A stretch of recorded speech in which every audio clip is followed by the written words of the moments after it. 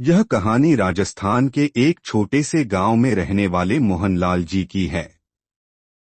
वे एक साधारण किसान थे, लेकिन जीवन में कई कठिनाइयों से जूझ रहे थे।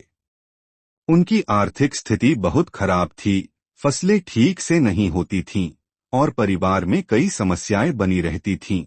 एक दिन गांव में एक बड़े संत आए और भागवत कथा का आयोजन हुआ। मोहनलाल जी पहले तो कथा में जाने के लिए तैयार नहीं थे, लेकिन उनकी पत्नी ने उन्हें प्रेरित किया।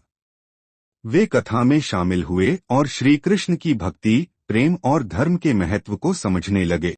कथा के दौरान जब गजेंद्र मोक्ष की कथा सुनाई गई, जहां एक मगरमच्छ ने हाथी गजेंद्र को पकड़ लिया, और जब गजेंद्र ने पूरी श्रद्धा से श्रीहरि का स्मरण किया, तो भगवान स्वयं आकर उसकी रक्षा करने लगे।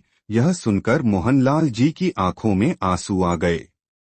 उन्हें एहसास हुआ कि वे भी जीवन में संघर्ष कर रहे हैं, लेकिन पूरी श्रद्धा से भगवान को याद नहीं कर रहे। कथा समाप्त होते ही उन्होंने निश्चय किया कि वे हर दिन भगवान श्री कृष्ण का नाम जपेंगे और सच्चे मन से भक्ति करेंगे।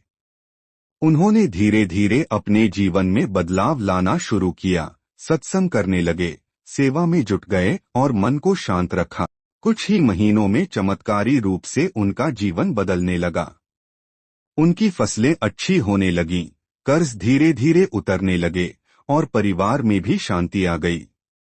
उन्होंने समझ लिया कि जब हम श्रद्धा और विश्वास के साथ भगवान का स्मरण करते हैं, तो वे हमें कभी अकेला नहीं छोड़ते।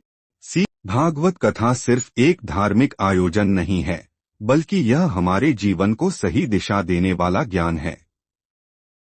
जब हम प्रेम और विश्वास से भगवान का स्मरण करते हैं, तो वे हमारे सभी संकट हर लेते हैं।